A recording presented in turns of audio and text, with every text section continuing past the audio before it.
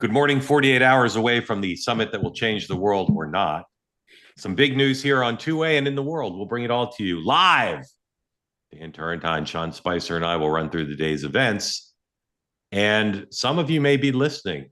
Two-way programs, Two-way Tonight, and this program, The Morning Meeting, are now podcasts. You can listen to them on Apple, Spotify, or wherever you get your podcasts. And that means on a regular basis, I'll have to be saying things like, for those listening to the podcast version, Dan is smiling.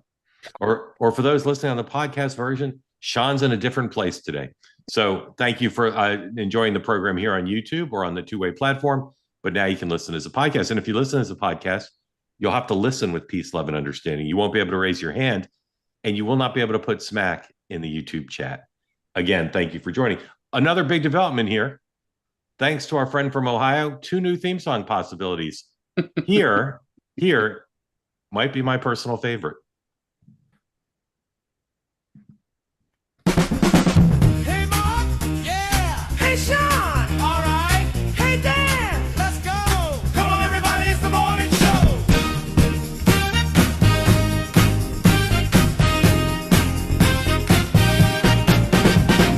Wake up, sunshine. A brand new day. The morning meeting's on two-way. Step on in. Don't be shy. We're gonna make the truth fly. We got the groove. We got the beat. News and voices from every street. You bring your mind. We'll bring the fun.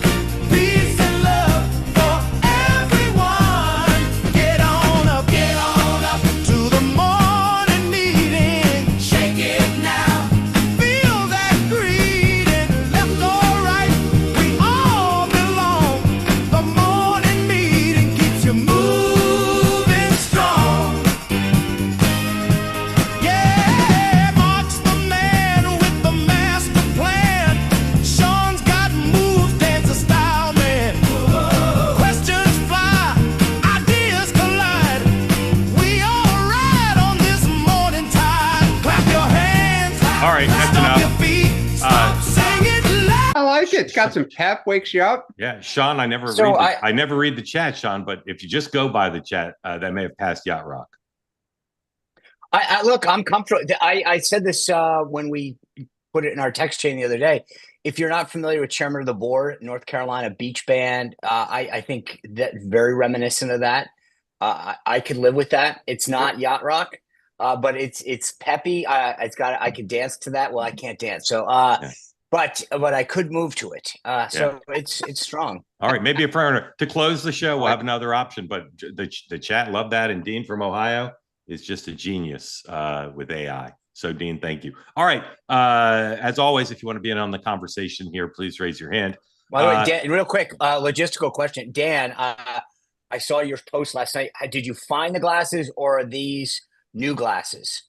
For those who didn't see, Dan lost his glasses. Oh, on the no, way no, to no. Fox. I didn't lose them. I was in a Fox has a studio where I am, I learned, and they could not get the light underneath, which with glasses, they usually turn off to turn off. And so I had like giant white, things on my glasses. You couldn't see my eyes. So they asked, can you see without them enough to do the show? And I'm like, sure. So I took them off. Yep. Enough. Yes. That's the keyword. Can you see? Enough. Well, that's all right. All right, gentlemen, here we go. Since yesterday, since we last talked about Anchorage and the base were confirmed as the site. Caroline confirmed that the president's flying out Friday, so the summit won't start till the afternoon East Coast time. But perhaps most importantly, Caroline made clear the president's there to listen. He's not there to present a plan. He's doing a call at this hour, we're told, with the Europeans and Zelensky to run through the West's position. But it seems to me, Sean, more than even yesterday, that Putin could come in and spat a bunch of nonsense, and that could be it. This could be a very short meeting. So, based on the events since we met, are you? Let me ask it this way: do you think what's the best case for this meeting? Zelensky won't be there. Putin's presenting a plan. It seems improbable that he'll present a plan that the president would be for, let alone the Europeans and Zelensky. So How do you see the best case of this summit at this point? So I guess it depends on who you are, what that best case is. I think if I were Putin, I would come in and say, I've drafted this plan for you. I think it's good. It recognizes this and try to use it to get Trump to sign off on it. I've never the lead up to this has been fascinating. JD in England over the weekend, but then this call this morning, the additional input that he's taking in. Look, Trump's the master. We've talked about this before, like producer. And so the question is all this pomp and circumstance to lead up to this? Because the Europeans are ecstatic that he's taking into their consideration other points. The best case scenario is that Trump comes out and says he presented a plan. I'm calling Zelensky and the Europeans. I don't think that MAGA wants that. I don't think that he wants that. I think he wants to listen to them, say that he got their input. Putin comes in, he hammers out a little bit of a deal and walks out and says, we nailed it. And I knew what the Europeans want. I knew what Zelensky could live with because I spoke to him, and I got a deal. And suddenly, because what they've done is everybody has shifted their expectations down to it's just going to be a photo op. And I think what Trump wants is, oh, yeah, you think it's a photo op? Watch this. So he's a master at playing everybody. And I just wonder if he has lowered expectations for a completely another reason, that he wants to come out with some sort of deal and say, see, I got it. So Dan, that's my take. Dan, overnight being reported that Russia's on the offensive on the ground. Zelensky and his government seem pretty on edge about what the president might do, including as well as some of the Europeans. Do you share Sean's view that this could be a much more successful meeting than I feel it's going to be? Yeah, I do. I agree somewhat with Sean. I think he's lowering expectations and trying not to box himself in because he always has to declare victory. Like, this was a great meeting and this is what I got. And so if the expectation was a peace deal, now you've set a really high bar. So I agree with Sean that I think he's trying to reset this so that if he comes out, he'll have something. He'll have a deliverable, as Bill Clinton's team used to always like to talk about, that's why I went and this is what I got. And, you know, I'm the deal maker. I think the best case scenario actually is Putin announces a ceasefire for like a week or 72 hours. And Trump says it's a good start. He's willing to, you know, give up some stuff. He won't say what it is. And then he'll call Zelensky, call the Europeans and see if he can say, look, guys, you're starting to lose more land and you don't have a lot of, you know, leverage in this negotiation. I think Trump wants a deal. He wants a deal. He wants this over.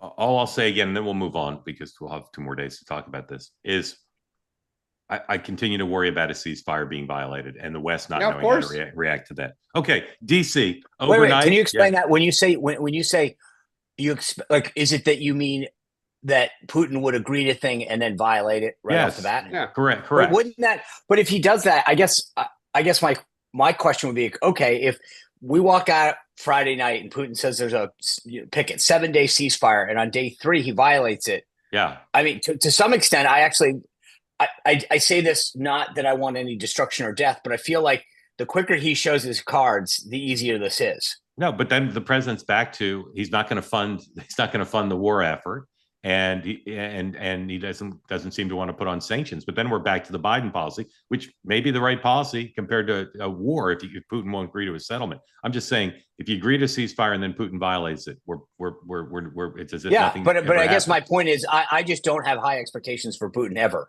I think he will violate whatever he says, and so the quicker he does it, the easier.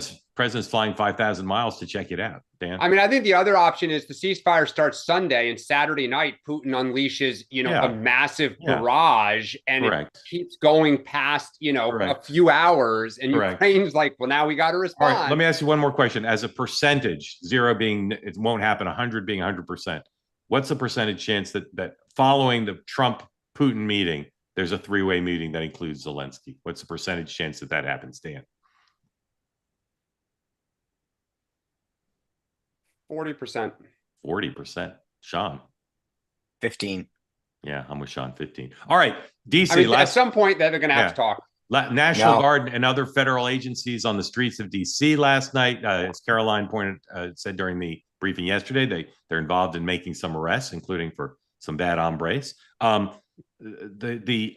mayor of the District of Columbia has started to make comments, and she's done it off and on the whole way.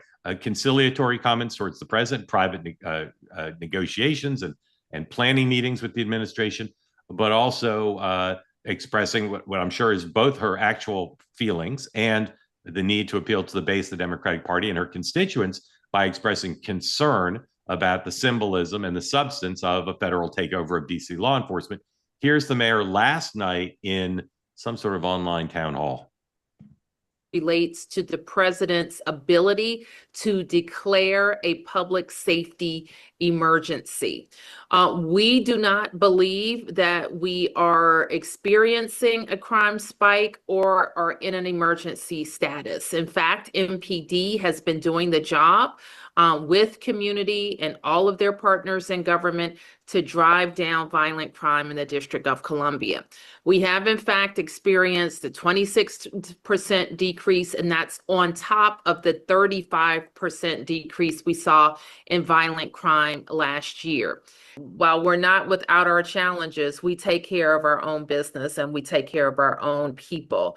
We don't live in a dirty city. We are not 700,000 scumbags and punks. We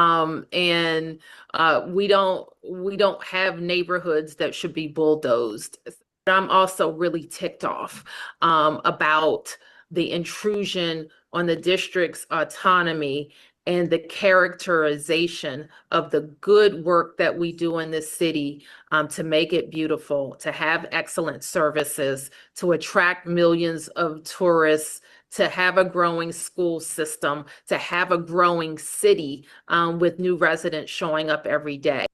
Okay, now the national media, political media, a lot of it based in Washington, is out of its mind. And they continue to fight with the administration.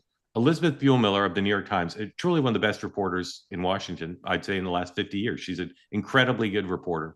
But I have to take respectful issue here. And I'm making her the spokesperson, not just for the liberal media, but for all the people in Washington who have lost their minds regarding quibbling with the president over statistics, rather than recognizing what they could walk around their newsroom and ask people who won't walk out at night with their kids and who have been robbed and carjacked. Here is Elizabeth Buellmiller of the New York Times on Morning Joe. I mean, right now, I think a lot of this is just it's very good television for the president. And his description of Washington as this, as one of my colleagues at the Times called it, this sort of, this Mad Max hellscape with marauding gangs and violence everywhere, is just completely out of proportion with the reality. Yes, there's crime here, but it's down. And I think right now, last night we saw these troops on the mall around the monuments. There was nothing for them to do. They were taking pictures of themselves with visitors and with tourists. They hung around for about 2 hours and then they went back. It's very, very striking. And right now, again, they're not supposed to be arresting anyone. And it's unclear exactly, as you said, what they're going to do. They're going to. Dan, what is the status of this operation substantively and politically? Well, I think substantively, the show of force, obviously, I believe, deters crime. I mean, you just think twice if there's a bunch of Marines or soldiers, National Guards with guns, you're kind of like, let's move on. So I think it does just give the perception of calm and safety, and that's important. I think the politics of it, as you said, is unfortunately the Democratic Party is falling into the trap of, look, I share the frustration, as I tweeted, that Trump described DC as Mogadishu. Like, it is not.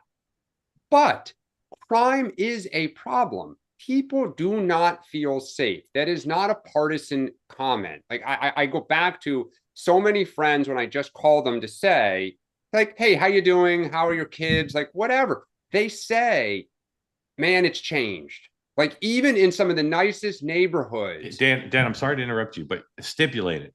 We all know it's true. So right. Of course it's true. Everyone we know knows it. So and so what I just don't understand is I think where the Democrats have an opportunity is to say, okay, then what? So you have the National Guard for 30 days. Maybe they get another extension for another 30 days. Yes, although Democrats in the Senate are talking about blocking it already, which is just stupidity. and that's the way the law works. By the way, I said yesterday I didn't know. No, actually, hold on. Congress has to vote to extend.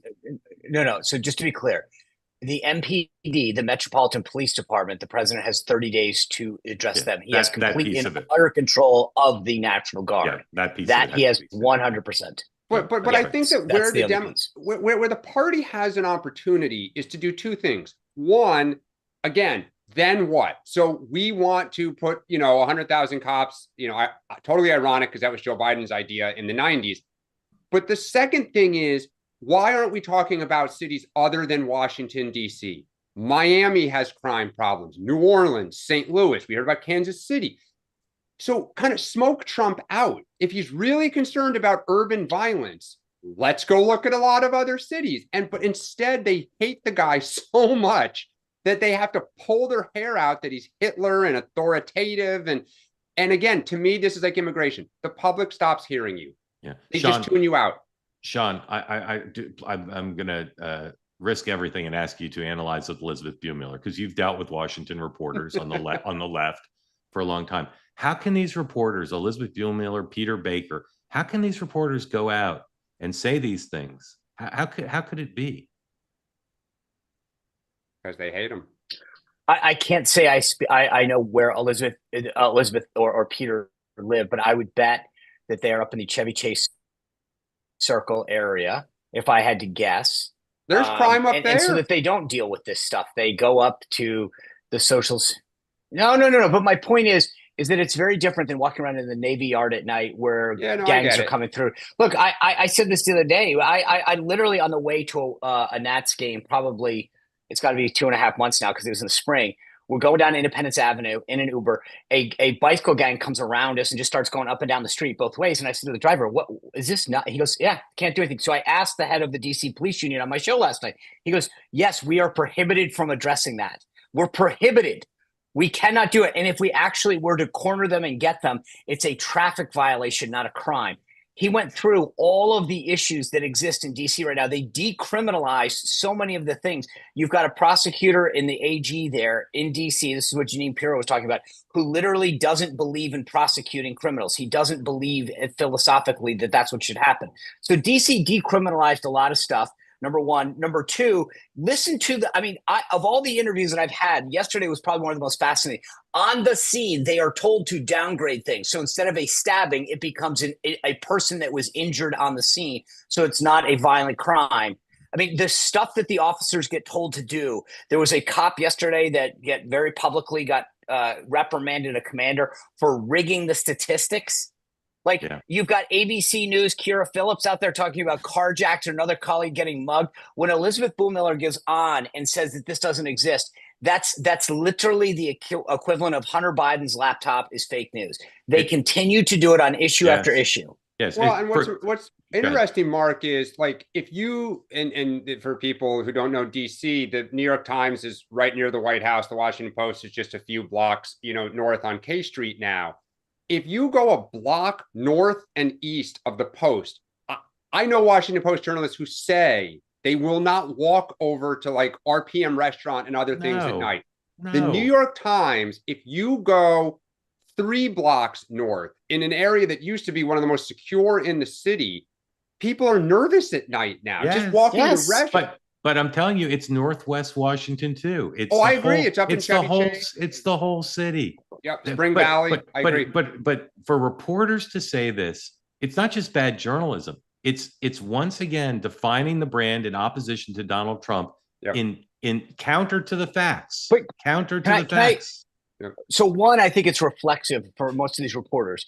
But here's the thing that I find funny. So many of the hits against Donald Trump are, he didn't accept this data, he manipulated this data. And then it comes to crime. And it's unequivocal, a fact. You have multiple instances, you have legislative actions that were taken by the DC City Council to undermine the data. And yet they'll go after Donald Trump for manipulating data. And then when the District of Columbia and other cities manipulate their crime stats, they go, crime is falling. Everything's great. We feel safe. It is so ridiculous the length to which they'll go to cover for their own side. Right. So if any of these cities were run by anyone on the Republican side, it would be a very different story. Right. All right. One more on this, and then we're going to move topics. And again, if you want to be in the conversation, raise your hand. And because it's a podcast, I have to do my best NPR thing. You're listening to the morning meeting on Two-Way with Dan Turrentine and Sean Spicer. I'm Mark Halperin. Morning meeting continues now.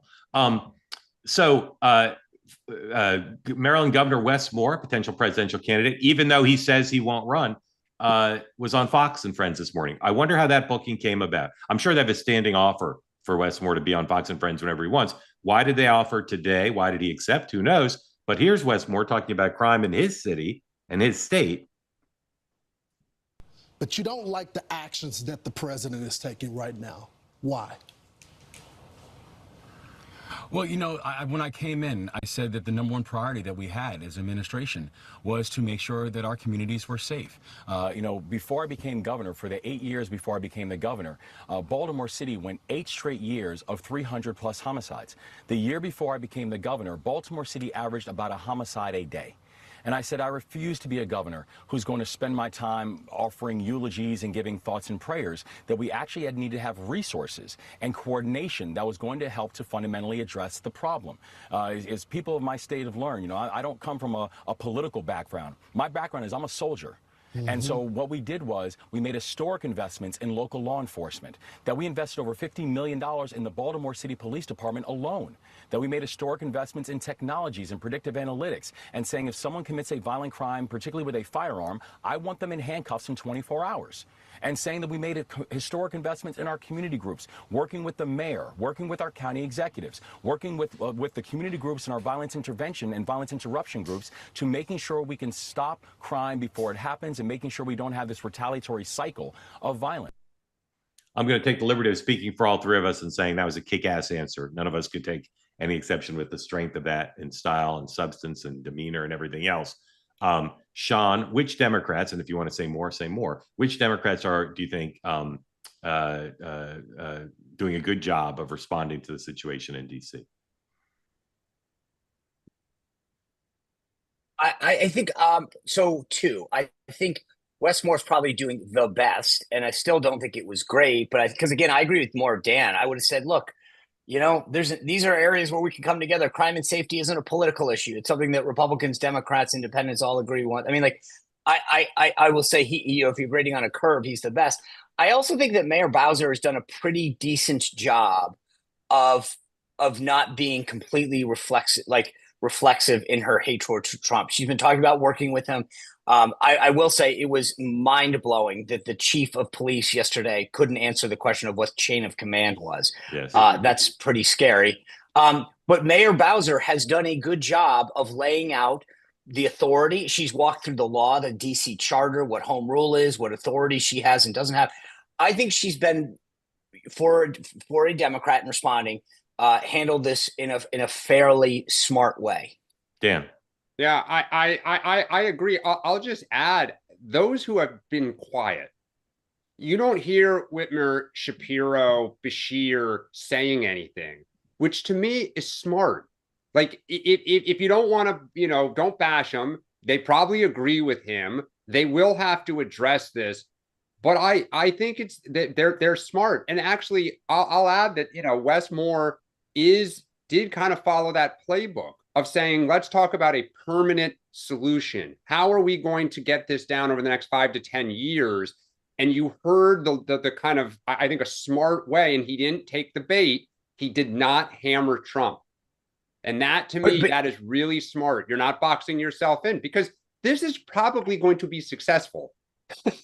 So right. Why go on the record? Terrible. I will say this: the one thing that's lurking in the back of I'll put it to you, Dan, but I've got to imagine in the back of every Democrat's head is, oh, wait a second. 18 months ago, I bashed the heck out of the police. I said they should be defunded. They were horrible people. We should be sending out social workers. So now suddenly to be talking about being tough on crime.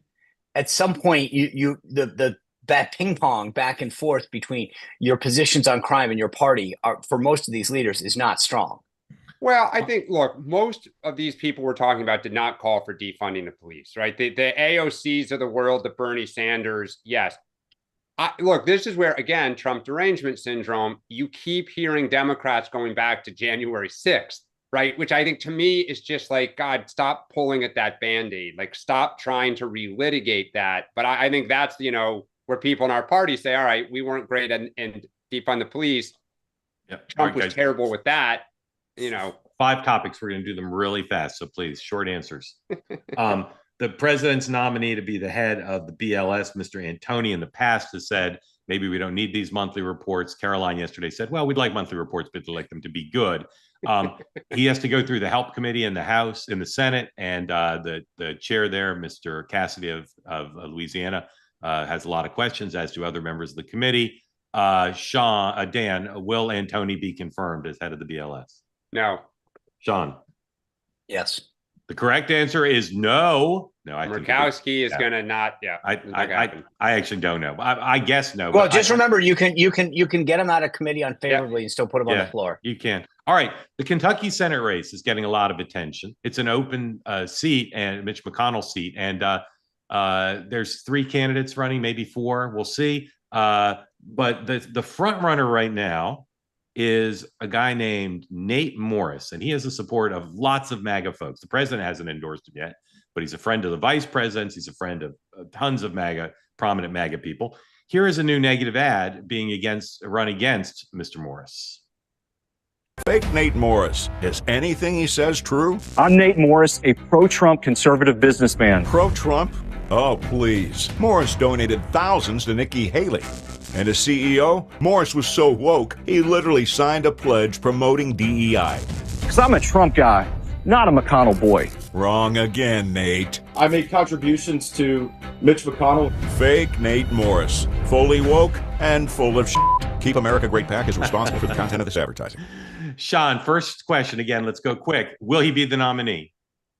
Yes. Okay, and take a little longer. Why has this primary had such resonance within your world? Why do so many people we know in Republican politics care so much about this primary?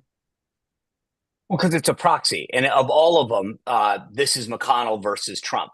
You've got 2 prominent McConnell acolytes, Daniel Cameron, the former attorney general, who is very close to McConnell, and Andy Barr, current congressman, close to McConnell, against Nate Morris. And to your point, again, I think it would be an understatement to say that he's got a lot of support. He has the entire MAGA infrastructure behind him. But not the president. Well, that's so far. Yeah. But I would just argue that I found that ad sort of ineffective and over the top. I actually think whoever funded that should be really pissed off about how it's just it doesn't work. And frankly, it's sort of stupid because you've got 2 guys who are widely aligned with McConnell. Nate has had the level of endorsements and machinery behind him from MAGA world is so it's almost like nothing else. But they cannot, like, it just, to me, it was so over the top wrong. I think they could have come at this very differently. In fact, this may strengthen Nate coming out of this, but he will be the nominee. I think the president will eventually endorse him, only because, again, you've got Cameron and Barr that are very closely associated with McConnell. And look, he's been very successful. He's got a very J.D. Vance type hillbilly elegy story, rags to riches, single mom. Like, he's just. It's a great story. People like him, and he comes across well. I'm telling you, I think this ad's going to boomerang. Okay, people do like him, but there's some opposition research coming about his business, quote unquote, success. Dan, just quickly, and we'll give you more time on the next one. Will he be the nominee?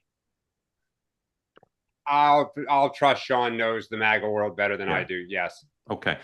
Senator Brown said yesterday he's going to run. Can I make one more quick point? I think what's been fascinating to me about Kentucky, though, I yield my time. Mitch McConnell. Thank you. Sean, we got to go fast. We got to go fast. No. To me, what I think has been fascinating is McConnell is not the sort of the boss of Kentucky and the Republican Party. He gets reelected. But it's not because he's well liked. Yeah. He's had a great machine. And so it's not going to transfer the way that like a Harry Reid could have done in Nevada. Yeah. All right. Dan, and of course he's got 2 candidates in the race. So I don't even know if he's endorsed. I don't think he has. Dan, Senator Brown of Ohio is running again for the Senate against the person who was appointed to J.D. Vance's seat. Probably, except for maybe Tim Ryan, who's now talking about running for governor of Ohio, probably the only Democrat have a chance in hell to win that seat. How would you appraise Senator Brown's chances of winning and returning to the Senate? Well, Sherrod Brown's one of the smartest political people that I've ever met in terms of understanding his state, understanding what it takes to succeed. If you look at, historically, like when he ran in 2006, at the time, he was anti-NAFTA, anti-trade, anti-Iraq. People were like, that'll never work. And he's like, no, in Ohio, I think it will. It tells me that Sherrod would not be doing this at his age to just go lose by 5 or 10 points. He must see stuff on the ground that gives him the confidence that I can do this. And so that gives me some optimism. Kudos to Kirsten Gillibrand. I'm really hard on him. Chuck Schumer. They got him again to run along with Roy Cooper. After getting their candidate in North Carolina. Yeah, like that's a big deal. And I think, again, I don't know Tim Ryan's odds in the gubernatorial race, but that's as strong a ticket as you would hope. And Sherrod also, don't forget, if he wins, he would have to run again in 28, which is when the seat is naturally up. This is a special election coming up in 26, likely with J.D. Vance at the top of the ticket. Again, Sherrod's not running just for vanity and like, I got nothing else to do. He must think, and he only lost, I think, by 3 points in 2024 with Trump winning the state by whatever it was, 13.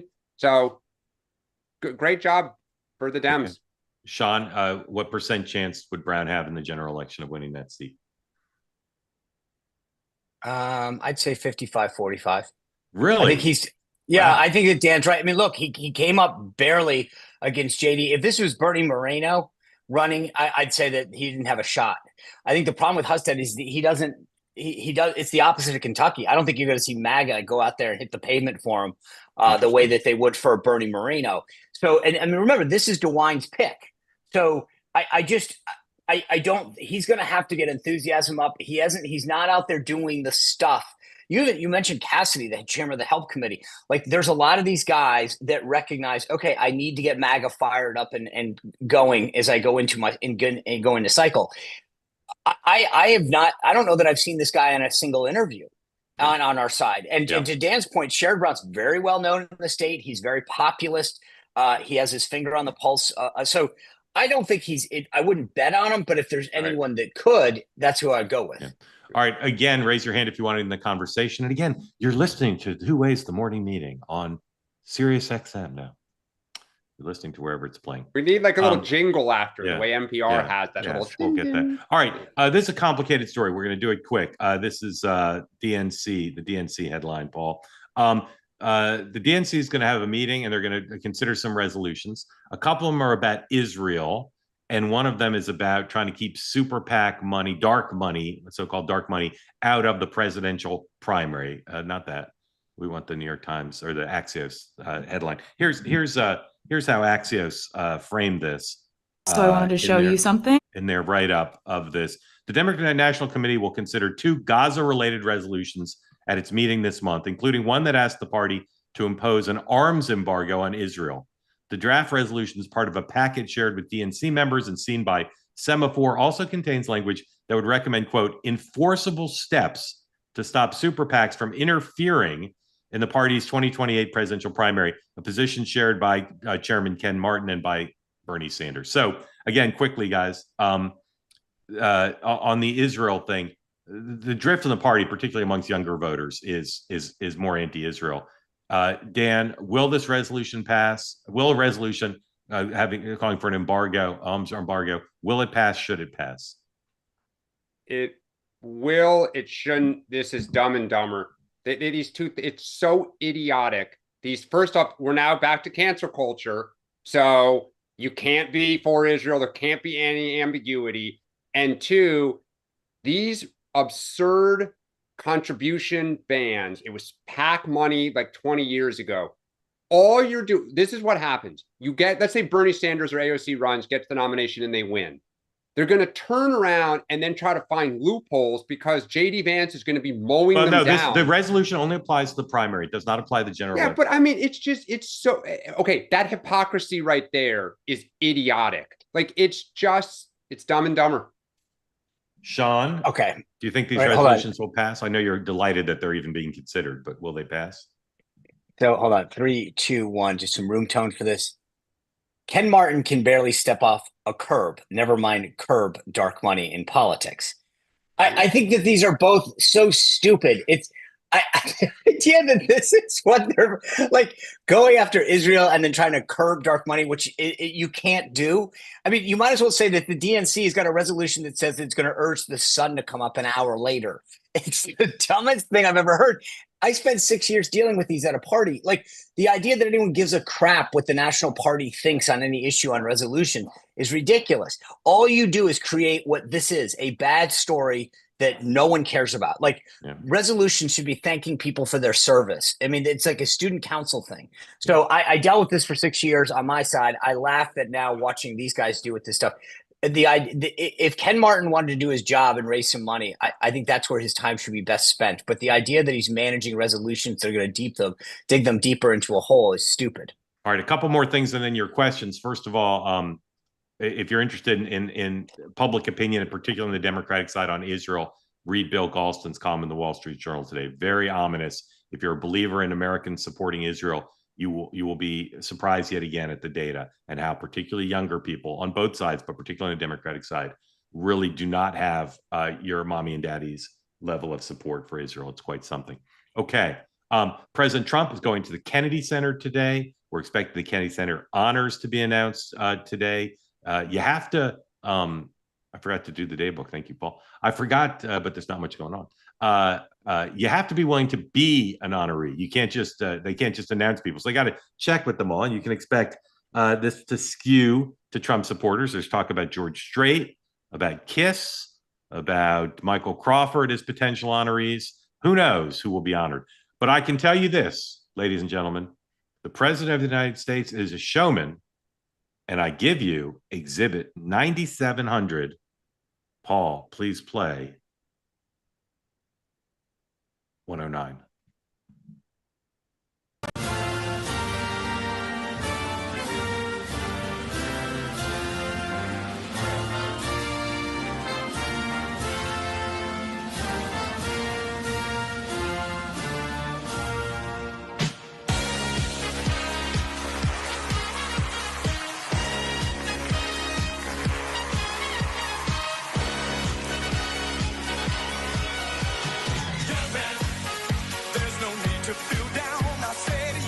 This is from Israel's version of Dancing with the Stars.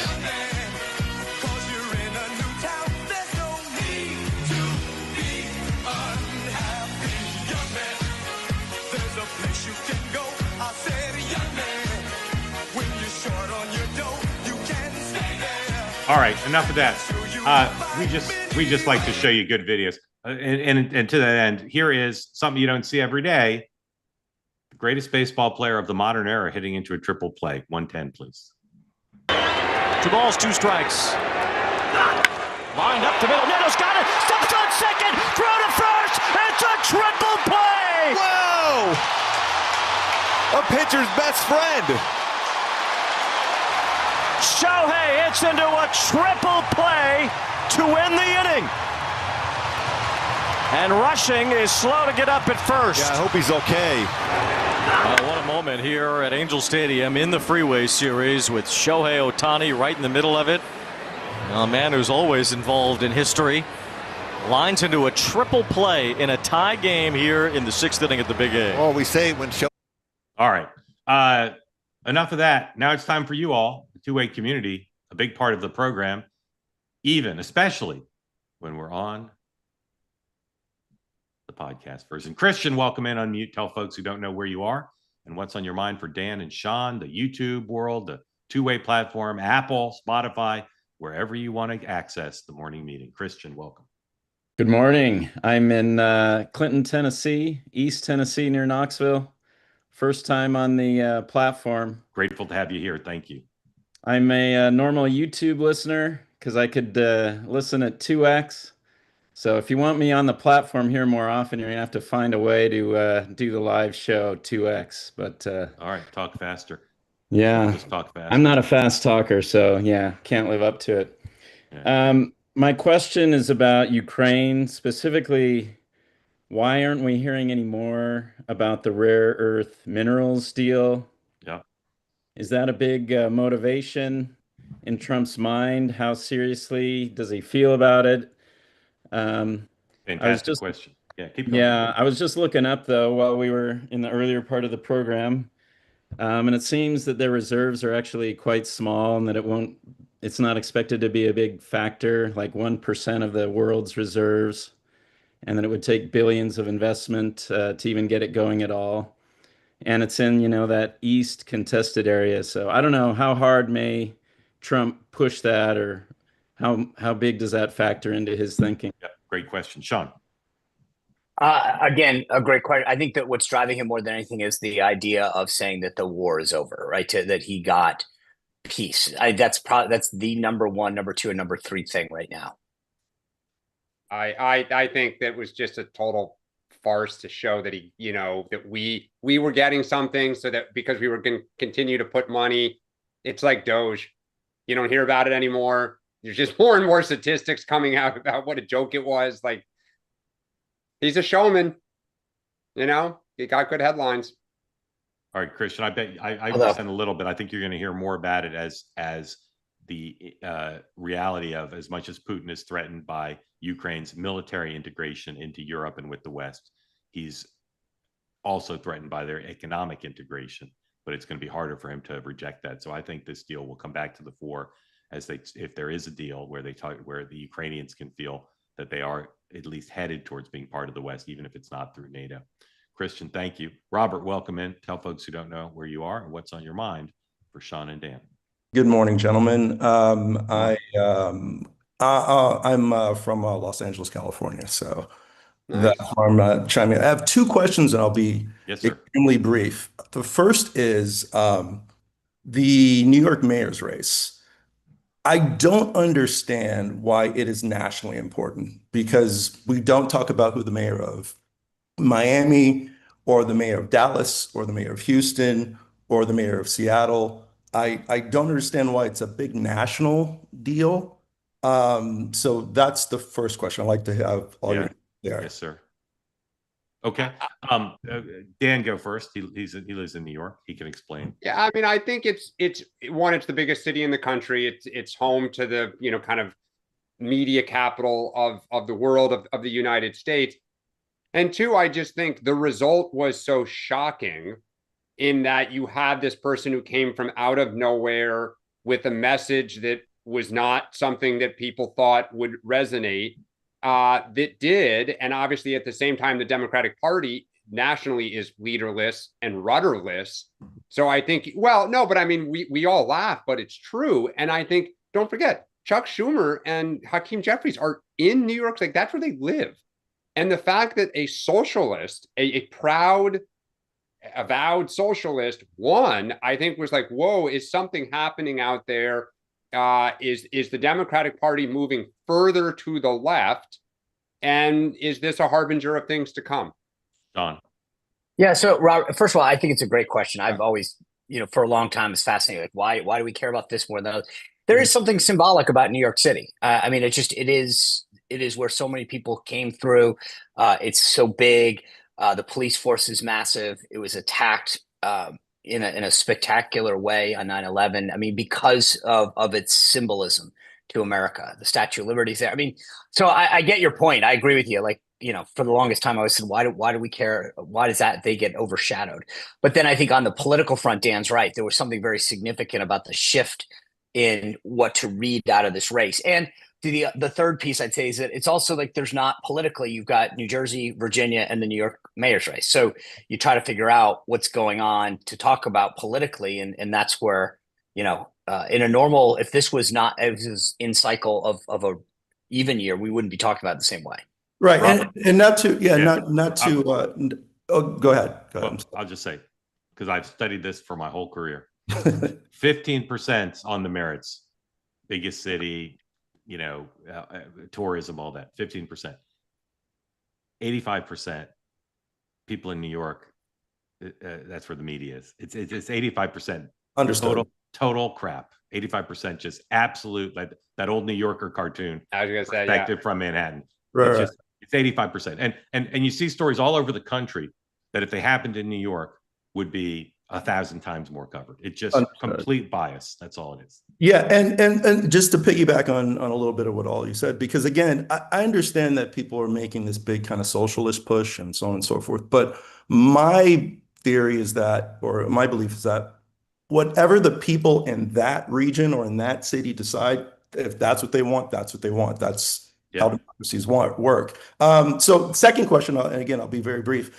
In terms of Israel, is Israel, is this a topic that unites both the Democratic and Republican Party? And the reason why I say that is that, as you guys just earlier mentioned, it seems like on the ground, those under the age of 40 in both parties are kind of tending towards being kind of anti-Israel. You see Marjorie Taylor Greene, you see Thomas Massey, you see all the podcasters from Joe Rogan to the Neek Boys to a myriad of others are slowly beating that drum of being kind of against funding Israel and stuff like that. So you see it on both sides. Yep. So is it something that is somewhat uniting a very younger demographic?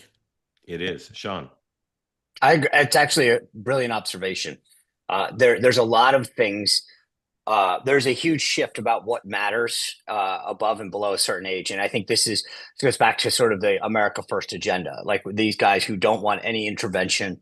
And I understand, I think in many cases, without getting into it too much, just to say, I think we overdid it for years where we, and the same thing's true on trade. It was like we used trade as a soft power tool. And we finally came to say, why do we still do it? The Soviet Union's gone. Like, we don't need that anymore.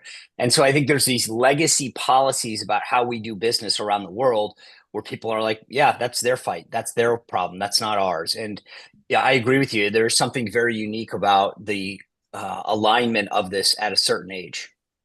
Robert, I couldn't agree with you more, which is why I said the other day, I don't know if you were watching, that this could become a problem for JD Vance.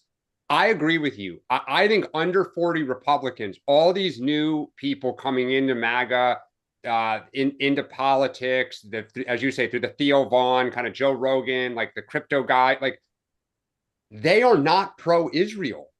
It is this like, why is my money going there? Why do we bother? I don't like, this doesn't look good. I don't want anything to do with it. The Iraq war, like it's just a morass of mess and corruption. And that's why I think both parties, it is going to be an interesting thing. It's worse on our side, but I think if I'm JD Vance, I am not locking arms with Bibi the way Donald Trump has. Yeah. I'm just not. Robert, I'll say one more thing, and I'll say it carefully so not get backlash unnecessarily. You think of all the money AIPAC has, all the money wealthy Americans who support Israel have, many of whom are Jews. You think of Israel itself. Very accomplished group of people, all of whom are sitting by and doing nothing that I see to try to work on this. Like, they need a big PR public education campaign with young people. And I see no evidence that they're doing it. AIPAC does a lot of stuff. They bring a lot of people to Israel. They lobby, they give money in campaigns. They try to win Democratic primaries in particular. But man, if you care about rebuilding and sustaining American support for Israel, there should be a $100 million project of public education for young people in both parties, because it's all happening. I mean, it's to use the cliche, it is spreading like wildfire in both parties. Yeah. It is out of control. And I just say, there are a lot of parents I know who are supportive of Israel who have kids who are not. And those parents need help. Those parents need some help to know what to say to their kids to try to stem this. Go ahead, Robert. Well, can I just add though, Mark, because this goes to your point. They are trying to do it. And I know some people in both parties, podcasters, influencers, others, they're offering to have them go to Israel, tour, meet with people. They're doing that. Hold on. That's not enough. They're rejecting it. Yeah. Yes. And that should be scary. Yeah. Is the old tools in the toolbox are not working as much. But so they need to be flooding the zone. Go ahead, Robert. Sorry. Go ahead. Does that make Israel a very toxic topic for those in the political political Yes. spheres Yes. to either raise money or to bring it up. Because if that's the first or second question you're asked on the campaign trail, like, I don't know if you've seen a lot of these town halls since they've adjourned the House, that when they're going to these town halls from Nebraska to Maine or wherever, huge outcry of like, why is our money going to Israel? And these are just bread and butter folks. They're just like coming in. Yeah, for decades, almost not every, but almost every member of Congress was supportive of Israel. And it either didn't come up, or if it did, it was a layup. You said, we stand with Israel. Yeah. They are resting on their laurels. It's funny that we're talking about this in this context, because I remember when I left the U.S. Trade Rep's office in the second term of Bush, we're having these conversations with a lot of businesses saying the issue of trade is slipping away. There is less, like, people aren't seeing it in the same way anymore. It was for the longest time on both sides of the both parties. It was a given. You were going to vote for trade stuff. And it started to slip away with NAFTA, with Roth Perot. And everyone sat there, and to Mark's point about the money, all these business groups sat there and said, how could you be against it? Like, there's no way. And they just watched it. And suddenly you've now ended up very anti in the same. Perfect comparison. Yeah. Perfect comparison. If you could turn the clock back, the Chamber of Commerce, Business Roundtable, National Association, even manufacturers, they all should have been spending tens of millions, hundreds of millions of dollars keeping free trade consensus together. And instead, they just sat by while the wildfire burned on the far left, populist right. It's happening on Israel. And I'm just amazed. The Israelis are so good at so many things. Their PR is horrendous. And it happens every time there's a conflict, every time there's a controversy. But this is different. The bipartisan consensus in favor of Israel is crumbling.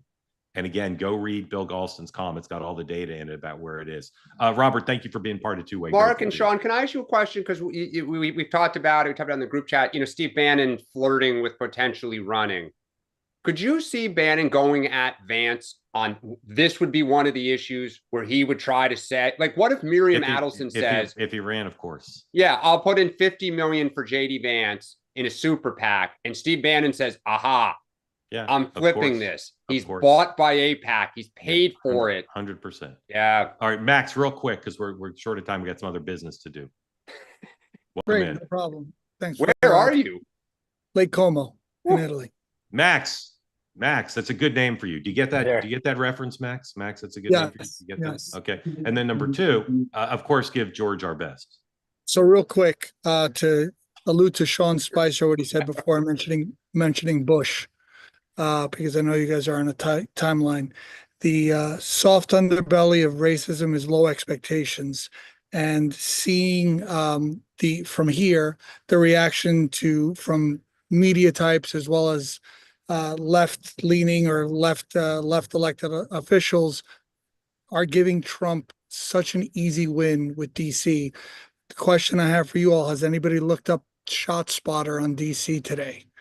DC has a ShotSpotter app where you could see how many firearms were discharged, normally illegally. The answer is 0.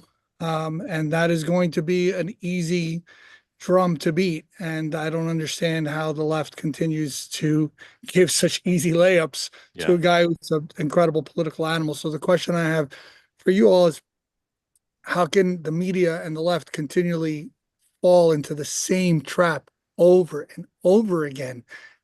Do they like getting, do they like being abused? And with that, I'll stop. It's hard to think clearly with Trump derangement syndrome. Yeah. Dan. Mark said it. They just hate the guy so much they can't see straight. And the other thing, Max, is of course, I'll say the most obvious thing possible.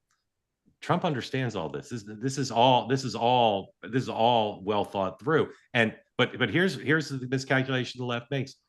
They think it's all a gimmick. They think it's all inspire the MAGA base.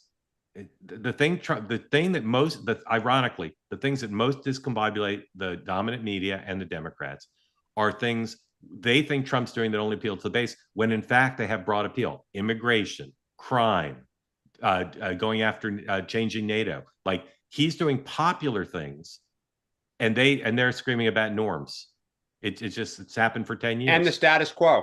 And the status quo, correct. So Sean? I think the thing that's fascinating to me, and I'm scrolling through our group chat, not Dan's group chat show, But on Friday before the show, I sent this political story to the group and said, we need to talk about this because it's the idea that Trump made an announcement on Monday morning at 10 a.m. about DC crime.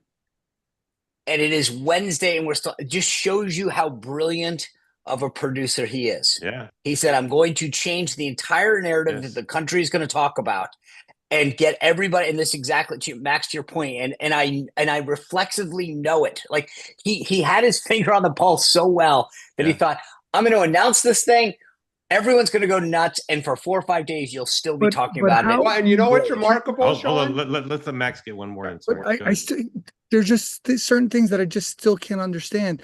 Yes, he has his pulse on it, but the reaction from the left and from elected officials, again, using George Bush's analogy that, low expectations is a soft underbelly of racism, to say, oh, well, it's not that bad. That's, only 100 people were shot yesterday. Or I saw the mayor of Baltimore beating his chest that only 100 people were killed in Baltimore. Well, look at Politico did an analysis today and said they've only can confirm 2 billion in savings. And I'm like, yeah, it sucks when you only get 2 billion in savings. Like it's just they hate him so much that nothing is ever going to be good enough. But we're talking about murder is the worst of the worst. Max, we understand. We understand why you don't understand, but I'll just say it's hard to think straight with Trump derangements. Well, and it's also true. Look, you also have to just. One, he did describe a scene that is not true, right? So one, it just set people off. It just set them off. Some of them, the rapists and murderers, some of them are good people too, as he said when he announced for president. Max, thank you. Enjoy the pasta. I recommend the tomato sauce. And actually, by the way, for the first 12 hours, Democrats were somewhat silent. And I think then the base said that's unacceptable. And so then they all, correct. The history of it. Someone should go do a history of this. Sean, what do you have tonight? There's been a lot of allegations that Adam Schiff leaked information to set up Donald Trump. Tonight, John Solomon joins the show for the latest on the Russia hoax and where we are with Adam Schiff. Okay. Two-way tonight, amongst our guests will be Beverly Hallberg, a fan favorite. If you've ever seen Beverly on the show, people love when Beverly's on. No episodes this week of Bridget's show or of Megan's show. So two ways today. This program, which is ending in moments, and then I'll see you at 6 for two-way tonight. I'll be on Smirconish at 10 in moments. And don't forget, new episode of Next Up has dropped, including my extended conversation with Drew Holden and Steve Krakauer about the media's continued bias against Donald Trump, even as there are efforts underway at some big legacy organizations to try to fix things. Again, the program's a podcast now. So if you'd like to listen again, please recommend it to your friends. Wherever you get your podcast, you can listen to both the morning meeting and two-way tonight at double speed if you like it. And there's nothing more dulcet toned than Dan Turrentine at 2x. And you can listen to him again on Apple and Spotify, wherever you get your podcast. We are still in the throes of selection of this program's theme song. Beginning of the show, we played you a Motown version. Here is the first attempt. Thank you, Dean from Ohio, of a country western version. I quite fancy this one. We'll see you tomorrow, 9 a.m. Eastern time, but stay tuned in 3, 2, 1.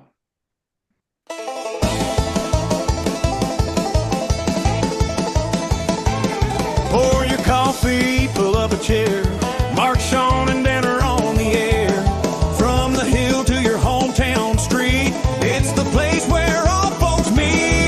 Good morning from the morning meeting, where the facts are fresh and the takes keep heating. Left or right, we all belong on two ways, where the truth rides strong. Mark's got questions sharp and sly, sees the story through both eyes, keeps the rhythm, guides the day, with steady hands to light the way. Dan's got style and a reasoned tone, brings a view that's all his own. Sean's been in the big front row, knows the spin and the way things go. Two sharp minds but different lanes, that's how the morning meeting gains.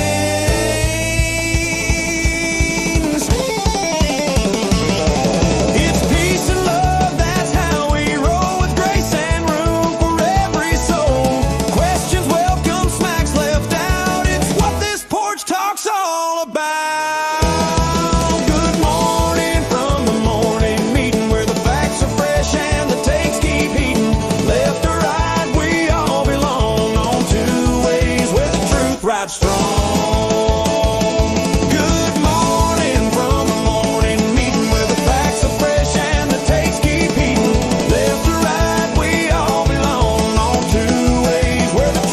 strong. All right. I'm a big country western fan. I'm a big country western fan, and I love that one. The phone lines are open now. If you want to vote for that one, call 900-887-4242. Again, now there's no 900 number, but Sean, who do you have now? Which one? You've heard a bunch. Where are you, Sean?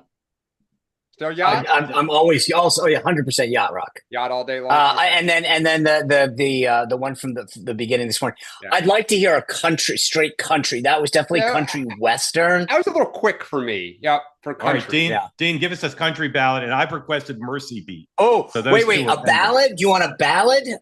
I mean, okay, I just want straight country. I want country. All right. Yeah. Country. Forget about it. Straight country and Mercy Beat are coming. Again, let us know which ones you like. But Sean's for Yacht Rock. I'm for the Motown one currently. I'm still number one.